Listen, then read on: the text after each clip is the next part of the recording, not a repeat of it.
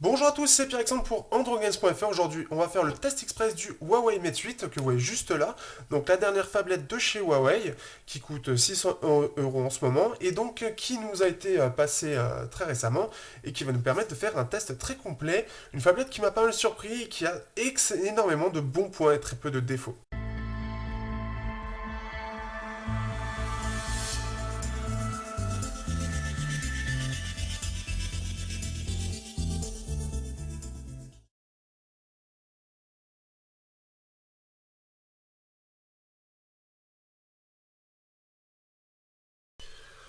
Au niveau du design, on sera donc sur une tablette de 6 pouces. 6 pouces, c'est tout simplement énorme, hein.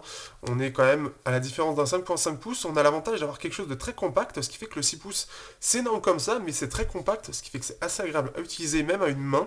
C'est quand même assez incroyable. Ils ont vraiment optimisé l'espace. Donc au dos, on se retrouve avec une partie métallique, avec ici les antennes en plastique. Les antennes qui sont d'ailleurs cachées sur les côtés ici, de façon très discrète. Ici, on a ici le haut-parleur, ici le micro USB type standard. Ici, on a le tiroir SIM pour soit dual SIM, soit donc SIM plus micro SD, port jack, micro. Ici, on a le bouton power et le bouton volume plus ou moins. Ici, le haut-parleur, caméra, capteur de proximité LED.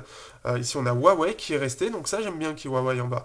Et on peut voir qu'en fait, il y a une espèce de côté vinyle en fait qui est un petit peu sur la partie noire, c'est plutôt sympa. Ça lui donne un air, voilà, ça dépoussière un peu le côté noir et ça le rend un petit peu mieux, un petit peu plus fun. Ça c'est plutôt cool. Donc c'est un appareil qui est super bien fini, à part en fait juste ici en fait où c'est un petit peu mal ajusté à mon goût, ce qui fait que ça gratte un petit peu là où ça devrait être arrondi. C'est dommage. Sinon oui c'est un très bel appareil, très bien fini. Pas grand chose à dire en termes de défauts, tout est bien ajusté. Donc c'est presque parfait. Pour certains on va regretter le type C, mais le type C étant moins répandu, c'est pas trop grave, je trouve. Le fait que ce soit plus répandu au niveau du type classique qu'on a actuellement, eh bien c'est mieux au niveau des chargeurs. Donc moi je préfère. On a le côté arrondi qui apparaît. Alors autant photo j'aimais pas, autant ici sur le design j'aime plutôt bien, même si je trouve que l'appareil photo est un petit peu trop disproportionné à mon goût, mais par rapport à la taille de la tablette, ça passe plutôt bien.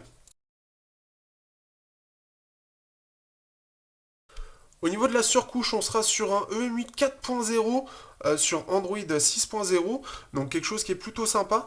Donc une surcouche qui est plutôt bien optimisée.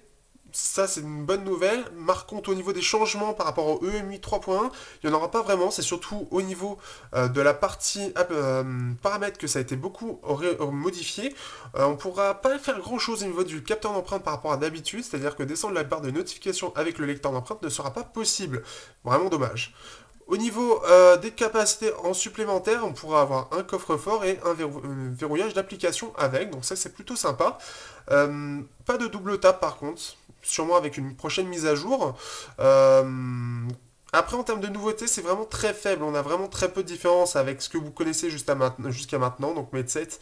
On a toujours le gestionnaire de téléphone, on a toujours des thèmes, avec une SIM on en aura même le magasin de thèmes, iCare pour pouvoir vous aider tout simplement selon où vous êtes et pouvoir vous donner assistance.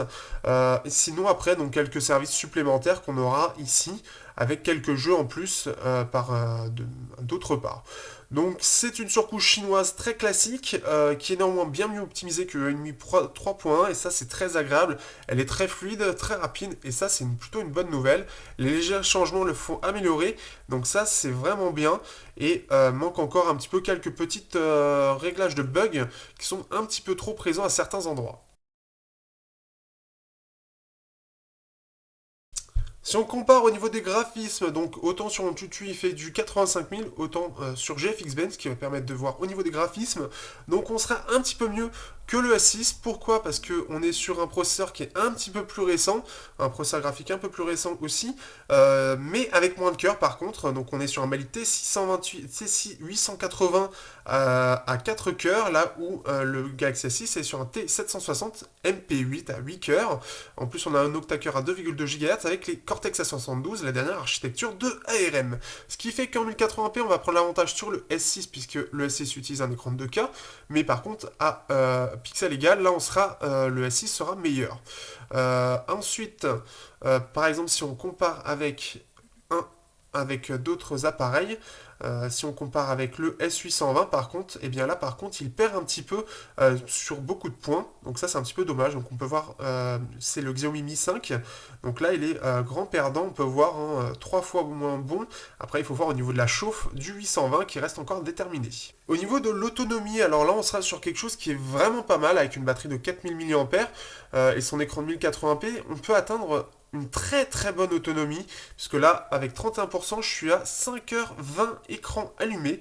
Donc en gros, pour ceux qui ne voient pas à quoi ça correspond, c'est vraiment le temps d'allumage de l'écran, c'est-à-dire que là, c'est ce que je consomme en écran allumé, là, ça ne le consomme plus. C'est vraiment quand l'écran allumé, où là, ça va dire, voilà, je te consomme tant. Et sinon, pour ceux qui veulent avoir quelque chose de plus approximatif, c'est à peu près 2 jours pour la plupart des gens, voire même 3. C'est vraiment un monstre d'autonomie, très très bien optimisé. Donc vous allez pouvoir vous en donner à cœur joie. Et en plus, je tiens à préciser que, donc là c'est du Wi-Fi, mais on peut faire tranquillement via, comment dire, en 4G, on peut faire facilement 2 jours sans problème. En termes d'écran, on est sur un écran de 6 pouces IPS, donc avec un écran 2,5D, donc un peu incurvé sur les côtés. Donc c'est un écran de 1080p, un écran qui pour du 6 pouces reste très correct, même si certains pourront pousser une petite gueulante parce que c'est pas assez pour eux. Moi je trouve que c'est largement suffisant. Au niveau de la colorimétrie tout est bon, au niveau de la luminosité aussi, on est sur quelque chose qui est vraiment très correct. On pourra changer la température du couleur de l'ensemble en fait du spectre, donc ça peut servir pour ceux qui veulent quelque chose de plus froid, plus chaud.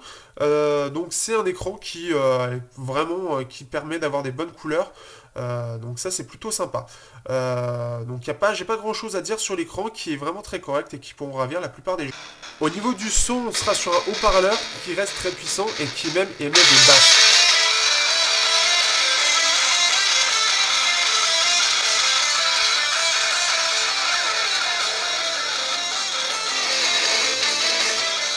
Donc ça, c'est quelque chose qui est vraiment sympa. On a vraiment une bonne qualité. Ce qui est vraiment sympa, c'est qu'on a surtout des basses. En termes de jack, en plus, on a droit à du audio HD, une très très grande qualité de son, ce qui fait que ça a été très agréable. Sortant du Pro 5, j'ai pas senti de grosses différences. Donc même pour ceux qui sont amoureux du son, n'hésitez pas, vous pouvez vous lancer sur cet appareil. Il pourra même en jack vous faire vraiment plaisir. En termes de photos, pas de problème, donc c'est un appareil photo de 16 mégapixels, un des derniers de chez Sony, et la qualité vraiment rien à redire, on a vraiment beaucoup de détails, vraiment c'est vraiment pas mal. Pour ceux qui disent qu'il est moins bon que le S6, je ne saurais pas dire, je ne pourrais pas répondre à la question là-dessus, mais en tout cas je peux vous dire que j'ai fait de très belles photos, en plus donc il a un stabilisateur optique, et on peut faire vraiment de très très belles photos, j'ai pas du tout été déçu pour un haut de gamme, j'ai trouvé que c'était mieux que le Moto X-Style et le Pro 5 qui étaient très moyens je trouve à ce niveau. Là on est vraiment un cran au-dessus, on est peut-être en dessous d'un G4 et d'un S6, mais il se défend parfaitement. En termes de vidéo, en plus de ça, on aura droit à un très bon capteur, un très bon stabilisateur, ce qui permettra de faire des vidéos de très bonne qualité. Donc en termes de photos, voilà ce qu'on peut voir en fait, on va avoir vraiment une très très bonne qualité de détail, donc c'est vraiment très appréciable, c'est peut-être pas au niveau d'un S6, mais ça pourra ravir à peu près tout le monde. Au niveau des jeux, alors là on sera sur quelque chose forcément de haut de gamme, donc ça fera tourner vraiment tous les jeux, mieux qu'un S808, ou même légèrement mieux qu'un S6, puisqu'il y a un écran de 1080p. Donc il n'y a pas de souci là-dessus, tous les jeux tourneront pendant encore un moment. Il n'y a pas vraiment de jeux déjà actuellement qui pourront le mettre à genoux, donc je vous propose différents jeux, et je vous propose Lost in Harmony, qui n'est pas un gros jeu, mais qui est vraiment sympa. Mais en tout cas voilà, ça fait tourner tous les jeux, donc voilà pourquoi... Là, il n'y a pas vraiment de test à faire. On sait qu'il va faire tourner tous les jeux sans problème. Alors que dire de cet appareil? Eh bien, il n'a pas réellement de défauts. J'en trouve que des défauts. Alors, un petit défaut esthétique et peut-être un appareil photo un petit peu en retrait face au ténor du genre. Mais en soi, il n'a pas réellement de gros défauts. Alors, peut-être le fait qu'il soit un 6 pouces qui reste malgré tout compact, mais qui pourra déplaire à certains. Mais malgré ça, il a énormément d'avantages en termes d'autonomie, l'écran qui est quand même super agréable et qui le fait qu'il soit très compact. EMUI qui s'est bien amélioré aussi avec 4.0 et Android Marshmallow. Donc c'est vraiment en fait un ensemble qui est très très bien équilibré, qui est dans le bon et très bon, et très peu de moyens en fait de le mettre en difficulté face à d'autres appareils. Il est vraiment très bien équilibré, donc pour ceux qui sont prêts à sauter le pas sur du 6 pouces et mettre 600 € sur l'appareil, eh bien n'hésitez pas, vous pouvez vous lancer. Le Pro 5 m'avait déjà vraiment fait bonne impression, celui-là est encore mieux, puisque mieux équilibré même s'il est un peu plus grand.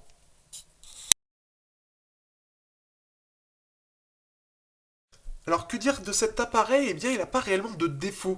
J'en trouve que des défauts. Alors, un petit défaut esthétique et peut-être un appareil photo un petit peu en retrait face au ténor du genre, mais en soi, il n'a pas réellement de gros défauts. Alors, peut-être le fait qu'il soit un 6 pouces qui reste malgré tout compact, mais qui pourra déplaire à certains.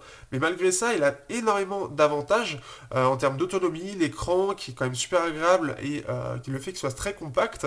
EMUI qui s'est bien amélioré aussi avec 4.0 et Android Marshmallow.